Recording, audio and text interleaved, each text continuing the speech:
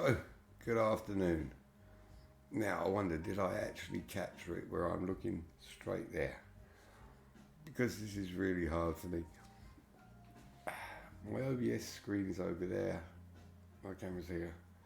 So, please excuse me if I am looking away. It's not to be rude. As everyone knows, it's just the way it is. So, hello and welcome. Right. I'm recording this, so I'm not quite sure what the title's going to be, but you should realise what it's going to be about in the title. House sensor clutch.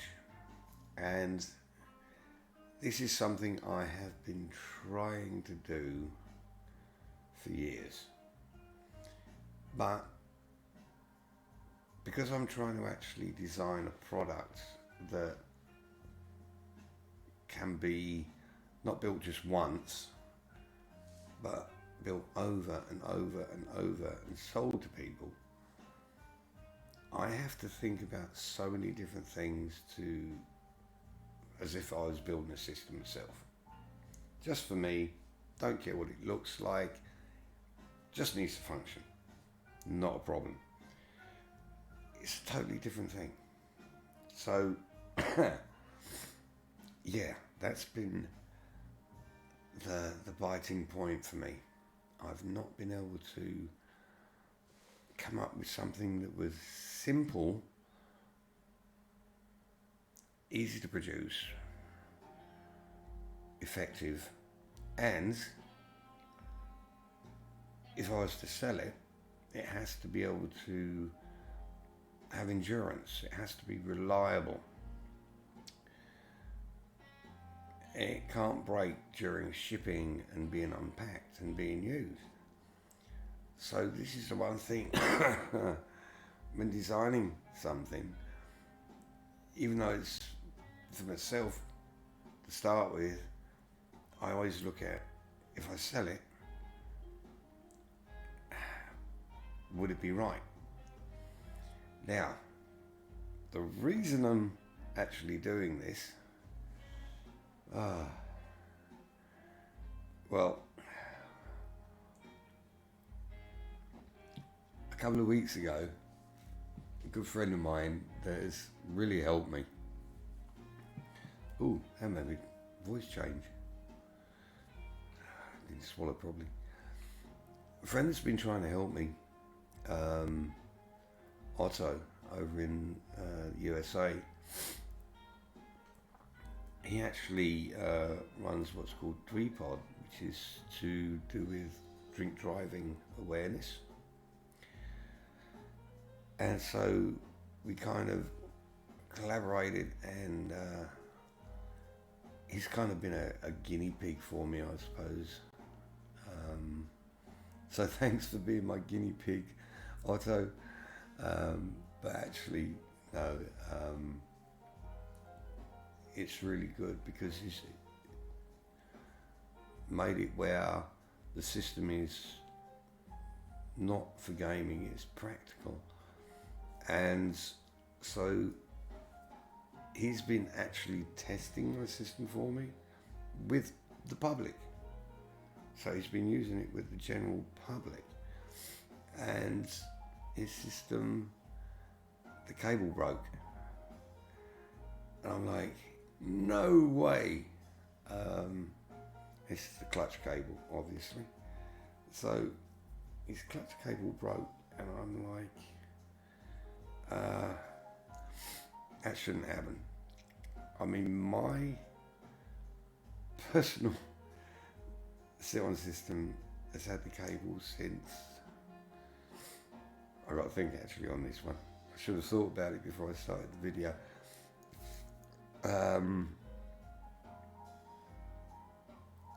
It's got to be about 9-10 years old now, the original cable. It's never snapped, but it's only my use. Otto's been using it with the general public for testing, and it's broken in 7 years. So I think that's actually pretty good going. but I actually didn't think it would break because it's not been used like on a real motorbike. It's indoor use. Obviously kind of underestimated it. So all the cables are Teflon coated. I didn't think it would break. But from the photo I showed me, then I think it was maybe it was overused and someone was too aggressive. Either way, the cable broke. So I don't want that happening again.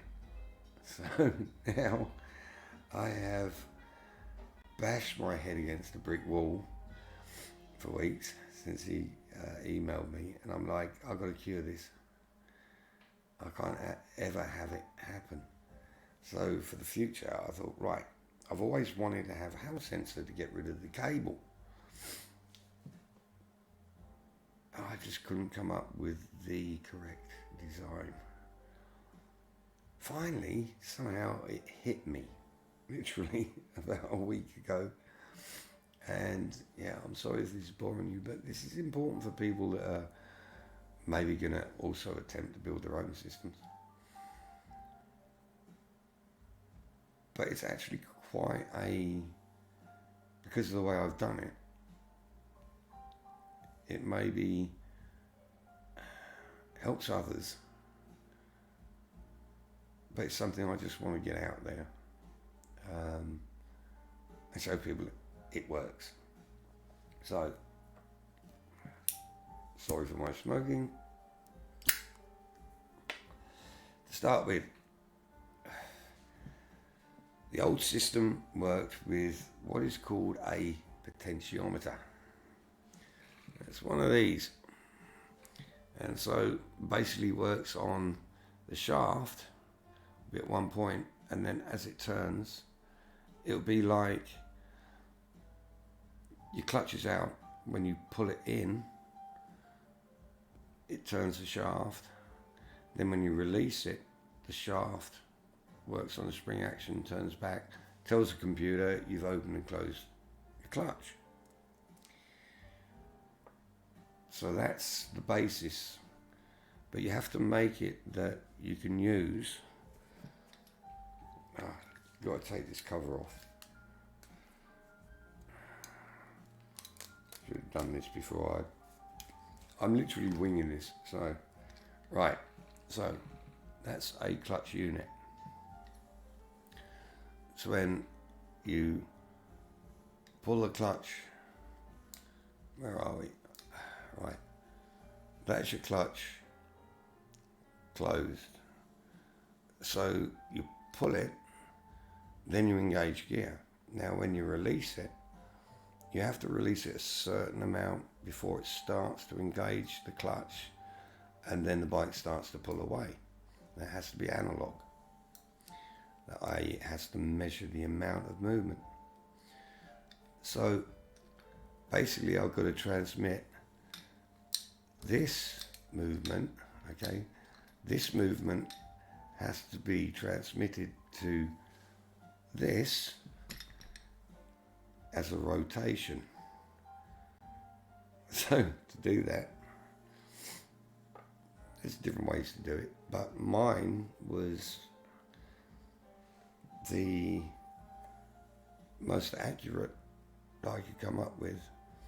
I've used it for years and it's functioned flawlessly, and it can be tuned. So, right. Sorry, but I'm nervous about this one because it's actually quite awkward to show. Yeah, it's going to take longer than I thought. So basically, to make this, and what I'm going to do is I'm going to put a gear on this. So this is one component for the clutch. Then I have to put a gear. So I've got to put this gear, 3D printed, designed by me. That has to sit on top of that potentiometer. So now you can see how it turns.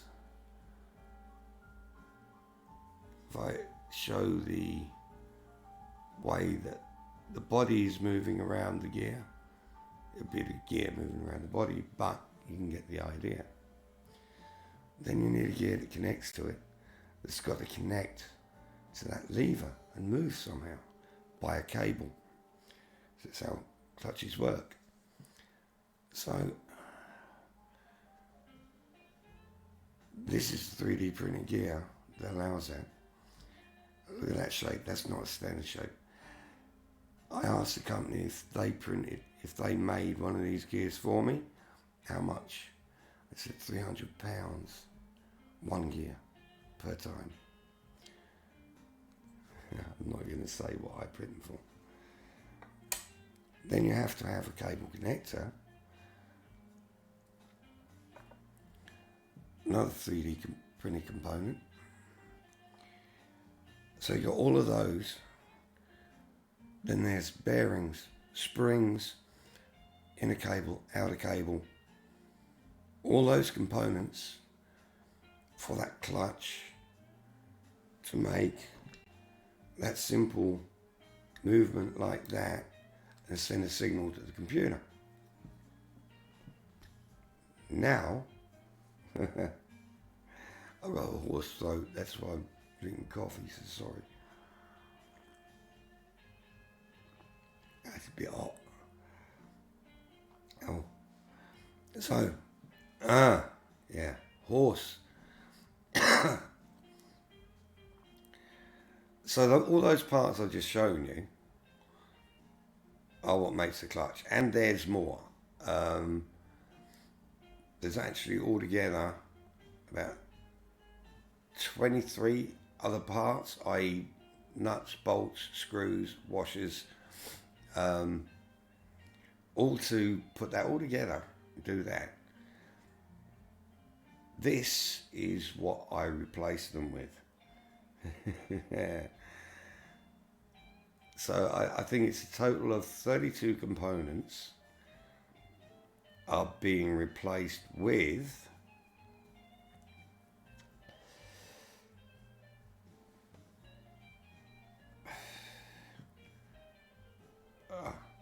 this is so small. Right. That is a Hall sensor. That is 2 N50 magnets. Okay. Those 3 components replace all of that. Oh, I forgot. There's one other component. There's actually 4.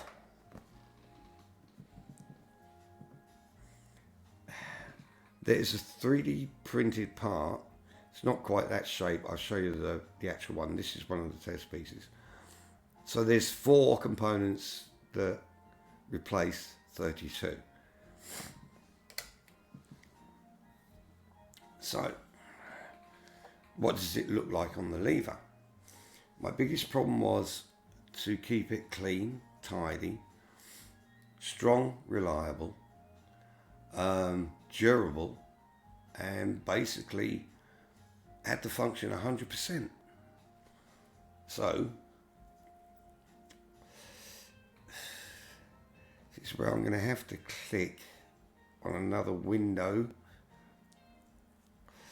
otherwise the window won't function, so you can't see. So you'll see down here, there, I hate this bit with the cameras, that window there that's showing settings test, and it's got Y rotation.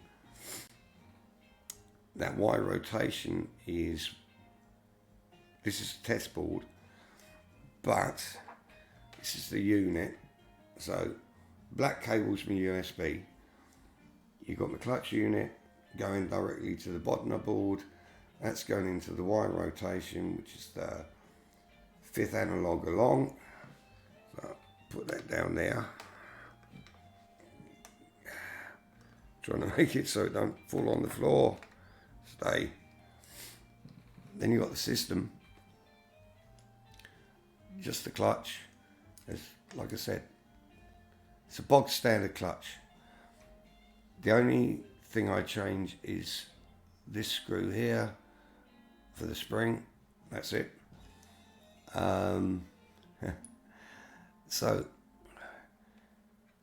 it should. Right, I've got to click on the window itself. Right, there you go. So now, if you look at that white window, you'll see, I'll have to show you this way. As I open the clutch, you'd be amazed at the strength of that spring, because I don't have handlebars here. I'm having to hold the bracket, but you can see the more I move it, so it's got that total exact control. You can slip the clutch as much as you want. It's got perfect action, and that goes for when it's on the bars. I've designed it totally so that when it's on a set of bars, stock grips, and that you only get a certain amount of pull before the lever's going to hit the bar. So when you calibrate it, you have that perfect movement. And that's so no matter when, it's always going to be perfect. So yeah, I'm happy. And that is a clean design, and that's the underneath. Like I said, you can see slightly different shape. I took some of it off, I redesigned it. This cable is only a test cable. It'd be a nice pretty black one, and here would in fact have like shrink wrap, so that would all be totally sealed. Wires can't be pulled out, but in the event it breaks, because they're slip-on wires, and that I've had to make it so the house sensor has to have its connectors bent in a certain way, and they have to go through the 3D print, come out nice and easy, sealed. At the end of the day, it works, and I am so happy. And now I have to be careful where I put this. These N50 magnets, and this is a word of warning to anyone that wants to try anything like this. Okay, these are only N50 magnets. They're 8mm in diameter, 5mm thick. They literally have got so much strength in them. You don't want to be putting these near a phone, near any device that has a chip in it. It will literally wipe the data. These things are not to be put near anything that stores data, especially your phone. And that I've actually used them to wipe a drive just as a test, and I got a big stack of them. But anyhow, I hope that showed people we've got a house sensor clutch, and it's clean, tidy, reliable, and yeah, I think its durability will be endless, because there's no moving parts whatsoever. As long as you don't wire it the wrong way round. A potentiometer can be repoled, but house sensor can't. It must be done and wired in a specific way, otherwise it'll burn in a heartbeat. So anyone that's going to attempt to use a house sensor, please, I'm actually going to put up a picture just in case. You never know.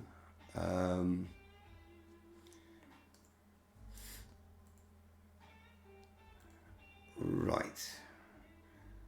So going to put this? You've seen that, so I'm going to actually pull this over here.